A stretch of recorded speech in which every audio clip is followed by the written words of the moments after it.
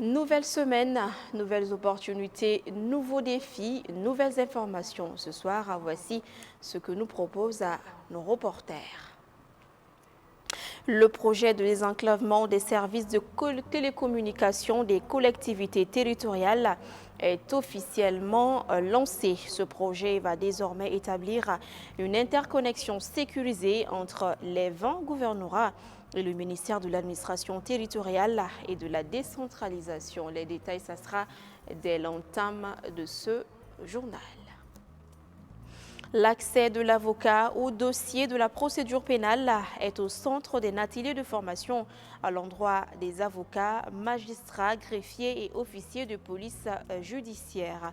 Cette formation vise à renforcer les capacités de ces professionnels dans leurs tâches quotidiennes. Encore des morts sur le fleuve Sankarani. Au moins 9 personnes ont perdu la vie dans un naufrage d'une pirogue dans la commune rurale de Baya. Vous allez avoir les détails dans ce journal. Et voilà donc pour les sommaires.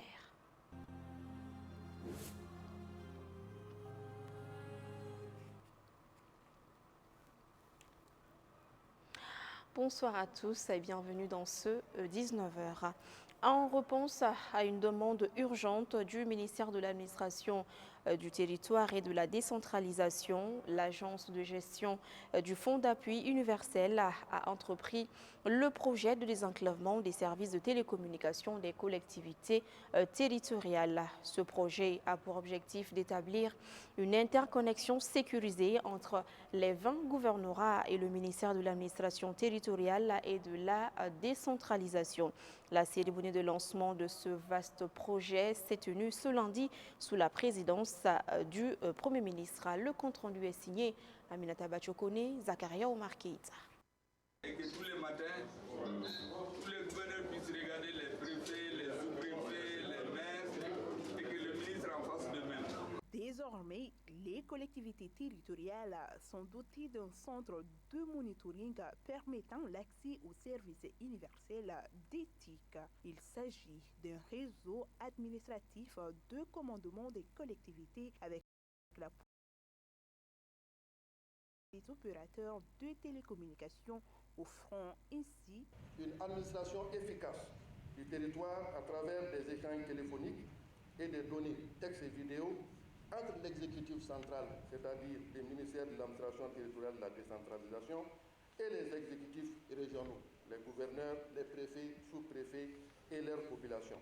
Par ailleurs, le ministère de l'Administration territoriale et de la décentralisation s'engage à relever les défis constants d'une communication sécurisée et efficace entre les services de son département tout en assurant le traitement diligent des informations au bénéfice des citoyens.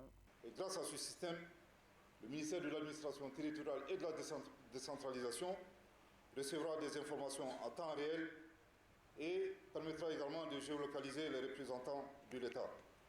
Un autre avantage, ce nouveau système échappe au sabotage de la fibre optique et contribuera à terme à la dématérialisation de notre État civil. Le ministère de l'Administration territoriale et de la décentralisation apprécie à juste titre la valeur de l'investissement et s'emploiera subséquemment à l'utilisation judicieuse des équipements mis à sa disposition pour moderniser notre administration. Le ministre de l'Administration aura les moyens de savoir tout ce qui se fait dans le pays à travers son réseau sécurisé et privé de l'administration de l'État. Moi, je suis fier aujourd'hui de participer au début de cette grande épopée. Dans quelques années, ils n'auront pas besoin d'intermédiaires pour savoir qu'est-ce qui se fait.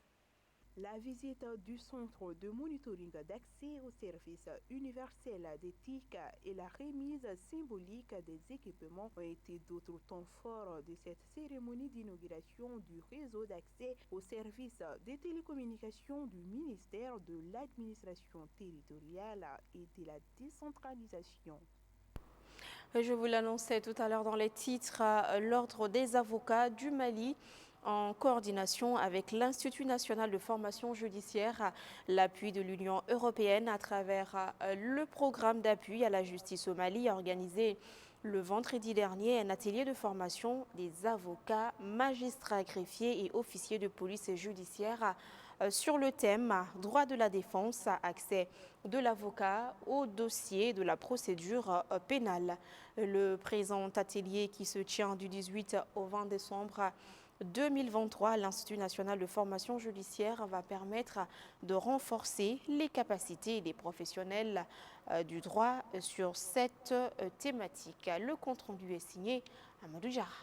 Dans le but de renforcer les capacités des avocats, magistrats, greffiers et officiers de police judiciaire sur le droit de la défense, accès de l'avocat au dossier de la procédure pénale, l'Ordre des avocats du Mali en coordination, l'Institut national de formation judiciaire, avec l'appui de l'Union européenne, a organisé le présent atelier. 3 jours durant, plusieurs activités sont prévues, avec d'éminents avocats de la sous-région. Du Mali, du Burkina Faso, du Niger et de la Belgique.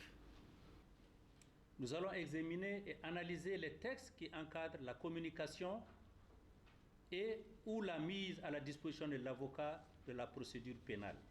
Financé par l'Union européenne à travers le programme d'appui à la justice au Mali. Cet atelier de formation des professionnels de droit s'appuie sur 3 piliers. Inscrire les formations dans le cadre plus large de la refonte des curricula.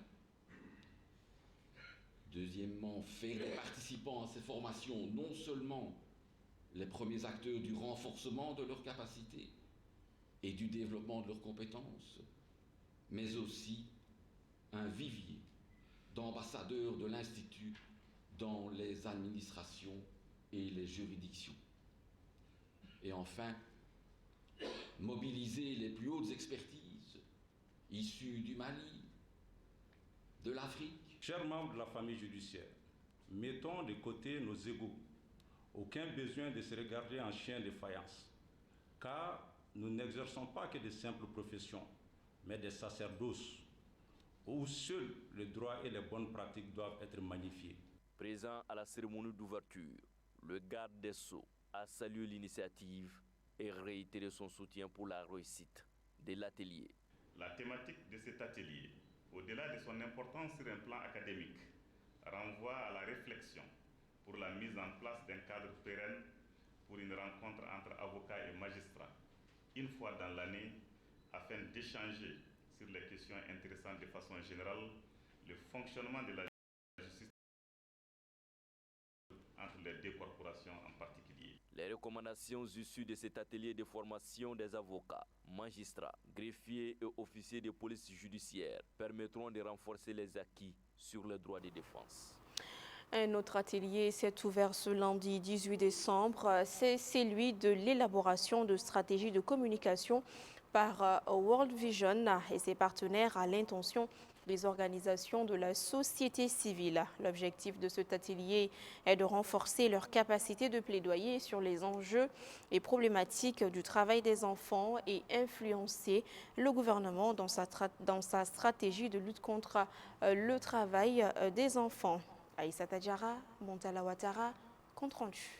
Cette initiative de World Vision et ses partenaires, qui s'inscrit dans le cadre du projet Joining Forces for Africa Agir contre le travail des enfants, Jofa Acta, fait suite au constat alarmant sur la violation des droits des enfants. Permettez-moi de rappeler que les travaux dangereux auxquels les enfants sont astreints dans notre pays prennent de plus en plus d'ampleur, comme en témoignent les résultats de l'enquête nationale sur le travail des enfants réalisée par l'INSAT, Institut national de la statistique, à travers son enquête régulière dénommée Enquête modulaire EMOP, dont les résultats ont été rendus en 2022. Selon ces résultats, plus de 2 millions d'enfants sont encore victimes de la violation de leurs droits à cause de leur implication dans les pires formes du travail des enfants, sur les sites d'orpaillage et dans les zones agricoles, notamment dans la culture du coton. Une initiative saluée par le Parlement des enfants qui invite les uns et les autres au respect des droits des enfants. Alors, penser à nous les enfants, savoir que nous sommes les futurs leaders de demain, les futurs adultes de demain, pour pouvoir mener notre pays à sa souveraineté, c'est vraiment nous donner une chance de pouvoir réaliser nos rêves. Alors merci de vous être pensés les uns aux autres, de vous être donné la main les 6 agences. Je vous remercie vraiment au nom de tous les enfants de faire valoir nos droits, de les protéger et d'informer les méconnaissants par rapport à cela. Cet atelier a été l'occasion pour informer les participants de la convocation du Conseil supérieur de la lutte contre le travail des enfants le jeudi 21 décembre 2023. Dans le cadre de la campagne des 16 jours d'activisme contre les violences faites aux femmes et aux filles, le programme national pour l'abandon des violences basées sur le genre, en collaboration avec le réseau des femmes universitaires enseignantes du Mali, a animé ce lundi 18 décembre 2023 à la faculté d'histoire et de géographie une conférence débat. Il s'agissait pour les organisateurs de sensibiliser et d'édifier les étudiants sur les violences basées sur le genre en milieu universitaire. Et c'est un compte rendu signé Roselyne Sibio, Gabriel Keita.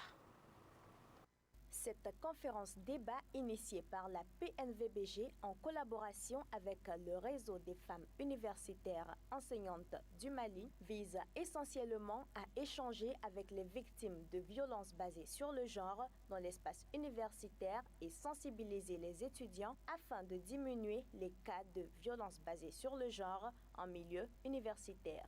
L'objectif, c'est d'entretenir les étudiants. Et puisque nous savons tous que le VBG en milieu scolaire est d'actualité. Donc nous nous sommes dit dans le cadre des séjours d'activisme, il serait bon de penser également au milieu universitaire pour venir sensibiliser les étudiants et par rapport au VBG pour que nous puissions, en tout cas, même si nous n'arrivons pas à éradiquer, que nous puissions quand même diminuer les cas de VBG en milieu scolaire. Des efforts importants ont été consentis par les différents gouvernements du Mali en faveur de l'amélioration de l'environnement juridique, afin de contribuer à la réduction des inégalités sociales basées sur le genre. C'est la preuve qu'ils sont conscients qu'aucun pays ne peut progresser si plus de la moitié de sa population est marginalisée et sujette à la maltraitance. Cette initiative du PNVBG et de ses partenaires a été appréciée par l'administration de la faculté FHG qui, selon elle, va appuyer les efforts dans la lutte contre les violences basées sur le genre dans le milieu universitaire. Je salue par l'occasion ce réseau de femmes universitaires qui ont bien ciblé le problème, qui connaissent bien le problème et qui sont en train de se battre. Je crois que c'est un combat noble. Si il n'y avait pas quelque chose comme ça, un réseau comme ça, je pense qu'en toute honnêteté, il fallait en créer. Lancé depuis 1991, les 16 jours d'activisme contre les violences basées sur le genre à l'égard des femmes et des filles démarrent chaque 25 novembre pour prendre fin le 10 décembre. L'Université internationale privée d'excellence, elle, a organisé le samedi 16 décembre 2023 la cérémonie de graduation de sa promotion 2022-2023. Cette promotion, qui porte le nom de Abdoulaye Daffé, ancien ministre de l'économie et des finances, est désormais dotée de connaissances nécessaires pour affronter le marché de l'emploi après des années de formation théorique et pratique. Lolo Madibati. Ils sont 177 étudiants à licence et master de l'Université internationale privée d'excellence UIE à recevoir leur diplôme après des années d'efforts. Désormais, prête à conquérir de nouveaux horizons, la promotion Abdoulaye Daffé a été félicitée et encouragée par l'administration de l'Institut pour ses efforts académiques. Partagez votre savoir avec passion et nourrir leur curiosité. Aujourd'hui, nous célébrons également votre dévouement inlassable envers l'éducation et votre impact positif sur les futurs leaders, créateurs et contributeurs à la société malienne et la sous-région.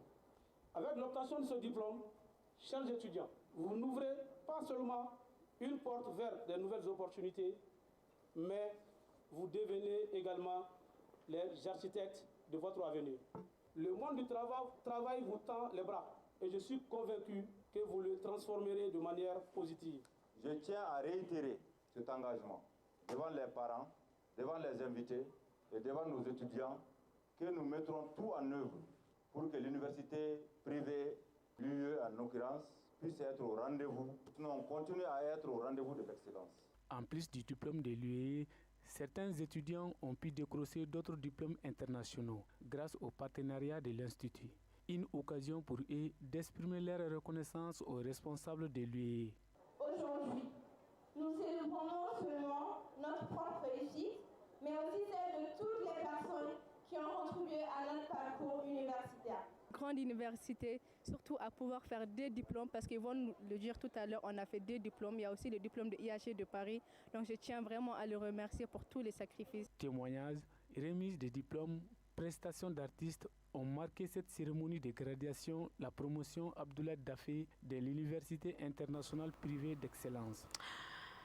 Par ailleurs, longtemps réclamé par les membres du Conseil malien des transporteurs routiers et CMTR, l'Assemblée consulaire du renouvellement du bureau du Conseil s'est tenue le samedi 16 décembre 2023. Le président sortant Youssouf Bani Traoré, réélu pour un nouveau mandat de 5 ans, promet de nouvelles initiatives pour le rayonnement du CMTR. Bakary M. Sidibé, compte rendu. Après de longs mois de tracasseries, la troisième session de l'Assemblée consulaire du Conseil malien des transporteurs routiers a finalement lieu samedi dernier. L'ordre du jour portait sur le renouvellement du bureau du Conseil. Et à l'issue des travaux, le président sortant Youssouf Bani Traoré a été réélu pour un nouveau mandat de 5 ans. Tout en remerciant pour la confiance placée en lui, le nouveau président du CMTR a rappelé ses ambitions pour redorer l'image du Conseil. On émerge pour 30%, plus de 30% dans l'économie nationale. Donc ce qui n'est pas à négliger. J'ai le souci de réunir l'ensemble des transporteurs du Mali autour du CMTR. C'est un challenge. Donc c'est un défi pour moi et pour les membres de mon bureau. Et ce défi, si je prie le bon Dieu qu'il me donne la force nécessaire pour pouvoir diriger ce bureau. Le choix du président Youssouf Bani Traoré pour certains n'est pas fortuit. Moi, je compte surtout sur l'ensemble des acteurs du transport parce que ce n'est pas facile. Le secteur est tellement désorganisé actuellement. Ce n'est pas nous seuls, le bureau seulement qui peut faire réussir le transport. C'est l'ensemble des acteurs du transport de ce pays-là qui doivent se donner la main pour vraiment la bonne marche du transport dans notre pays. La ministre des Transports et des Infrastructures, tout en rappelant l'importance du transport routier pour le développement de notre pays, a invité le nouveau président à une meilleure gestion du CMTR. J'exhorte tous les transporteurs routiers, élus ou non, à l'Assemblée consulaire, à accompagner les responsables dirigeants issus du nouveau mandat et notamment à s'acquitter des cotisations sociales qui constituent normalement les principales ressources financières du CMTR. Excepté la région de Gao, cette assemblée consulaire a enregistré la participation des délégués consulaires de cette région et du district de Bamako. La caravane sportive de la célébration des 20 ans de Orange Mali dans le district de Bamako et à Kati a pris fin le samedi. Outre les remises d'attestations et des prix, cette caravane avait également pour objectif de rappeler le rôle de Orange Mali dans la promotion du sport au Mali. Le point, c'est avec Awassanogo et Mohamed Touré. Cette caravane sportive qui a sillonné les 6 communes du district de Bamako et la ville de Kati s'inscrit dans le cadre de la célébration des 20 ans de Orange Mali. Partout où elle passait, les jeunes étaient mis en compétition dans différentes disciplines sportives sponsorisées par Orange Mali. Une manière de rappeler l'engagement de Orange Mali dans la promotion du sport au Mali. L'idée pour nous, c'était pendant 2 jours de faire vivre chaque commune et la ville de Kati à travers ces disciplines-là. Nous avons organisé des compétitions dans ces 3 disciplines et aujourd'hui, ce sont les champions de chaque commune et de la ville de Kati qui sont venus compétir pour avoir le grand champion du district. Une occasion pour le premier vice-président de la Fédération malienne de football de remercier Orange Mali pour ses efforts au développement du sport au Mali. C'est une entreprise de citoyenneté qui est là pour le développement du sport. Qui parle du développement du sport parle de la jeunesse. Qui parle de la jeunesse parle de l'avenir d'un pays. Et encore une fois, félicitations et bravo pour Orange. À l'occasion de ce 20e anniversaire, les efforts du groupe Renouveau pour le développement du sport et le traitement des informations sportives au Mali a été reconnu par la société de télécommunications. Un geste salué par l'Association des journalistes sportifs du Mali, mais aussi par l'administrateur général du groupe Renouveau. D'abord, remerciements à Orange pour cette marque de reconnaissance au groupe Renouveau, mais aussi et surtout félicitations au groupe Renouveau. C'est vrai, le groupe Renouveau, ce n'est pas maintenant. C'est un groupe qui s'est fait son petit bonhomme de chemin petit à petit jusqu'à devenir l'un des grands groupes qui pèsent au niveau africain. Nous sommes là en train de célébrer les 20 ans de Orange Mali. Et dans ce cadre, Orange a été très reconnaissant à l'apport de notre groupe de presse qui, on va le dire, n'a pas été un apport négligeable, ce qui a justifié cette attestation. Et nous sommes très reconnaissants également de cette remise de Orange et aussi de ses partenaires. Parce que nous nous disons que le travail que nous avons abattu pendant 20 ans vient d'être récompensé. Et nous espérons en tout cas que nous allons cheminer ensemble.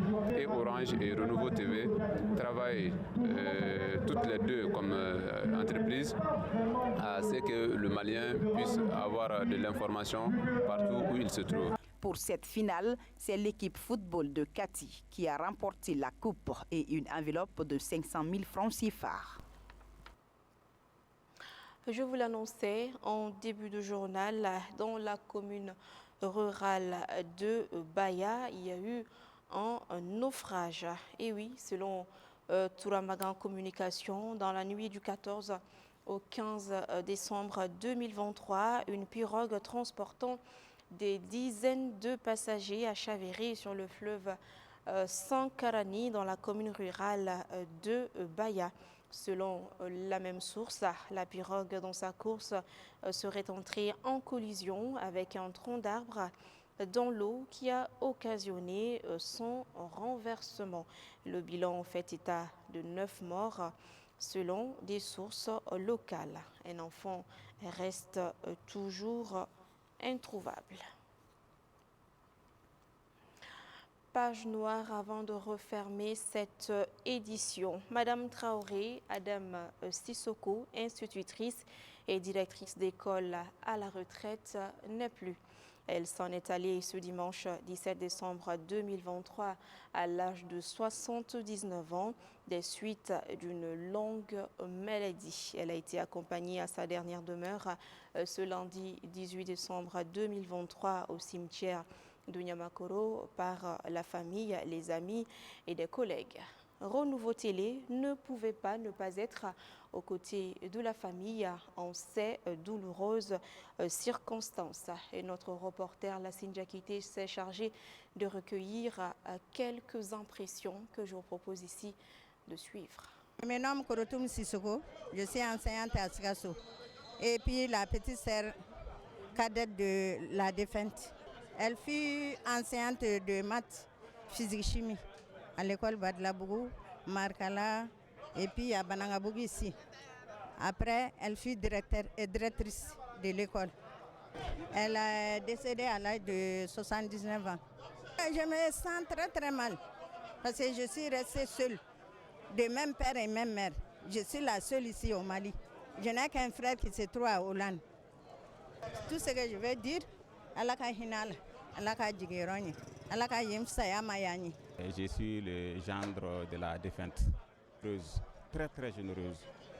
Généreuse à l'égard de la société, généreuse à l'égard de ses propres enfants, généreuse à l'égard de ses gendres, de ses beaux-fils, comme on peut le dire. Parce que moi, elle m'a beaucoup aidé dans la vie, si on peut le dire ainsi.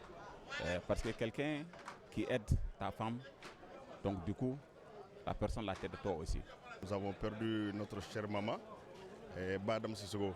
qui est la mère de Maître Demba Traoré, avocat. Donc c'est notre maman. Donc nous sommes là aujourd'hui pour un témoignage. Témoignage de reconnaissance, car cette mère a tellement aimé notre chaîne Renouveau TV. Donc de 6h du matin jusqu'à 0h, vraiment elle était toujours câblée sur notre chaîne.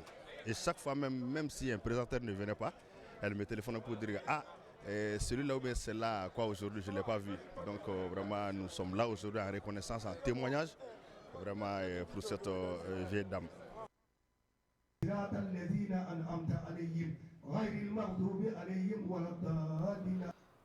Amen. Et voilà, ce journal est terminé. Merci à tous ceux qui ont contribué à sa réalisation. Grand merci à vous également de l'avoir suivi. On se retrouve demain, même heure, même chaîne. D'ici là, prenez bien soin de vous et très bonne semaine de travail à toutes et à tous. Bonsoir.